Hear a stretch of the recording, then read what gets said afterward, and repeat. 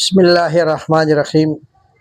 ایک صحابی نبی کریم صلی اللہ تعالیٰ علیہ وسلم کے پاس آئے، آ کے عرض کرنے لگے، یا رسول اللہ وسلم مجھے ایسا عمل بتائیے کہ جنت کے قریب ہو جاؤں، جہنم سے دور ہو جاؤں۔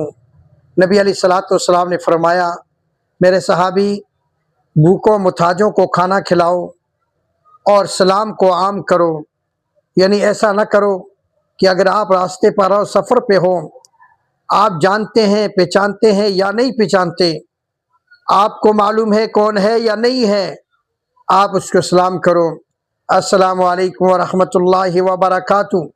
یہی وجہ ہے، صحابہ فرماتے ہیں نبی علیہ الصلوۃ والسلام جب ہم سے مصافحہ کرتے تھے تو جب تک ہم ہاتھ نہ چھڑاتے، نبی صلی اللہ علیہ وسلم ہاتھ نہیں چھڑاتے تھے۔ اس لیے فرماتے ہیں کہ دو مومن آدمی، مسلمان آدمی جب آپس میں مصافحہ کرتے ہیں تو جب وہ دونوں ہاتھوں کو ایک دوسرے سے جدا کرتے ہیں، اللہ ان کے سارے گناہوں کو معاف کر دیتا ہے۔ تو نبی علیہ الصلوۃ والسلام نے کیا فرمایا کہ اس طرح کرو، اگر جنت میں جانا چاہتے ہو تو محتاجوں کو کھانا کھلاؤ، بھوکوں کو کھانا کھلاؤ، ننگوں کو کپڑا پہناؤ اور غریب مسافروں کی خدمت کرو اور سلام کو عام کرو اور اپنی نیت کو صاف کر لو۔ ہر انسان کے بارے میں اپنی نیت کو خالص کر لو۔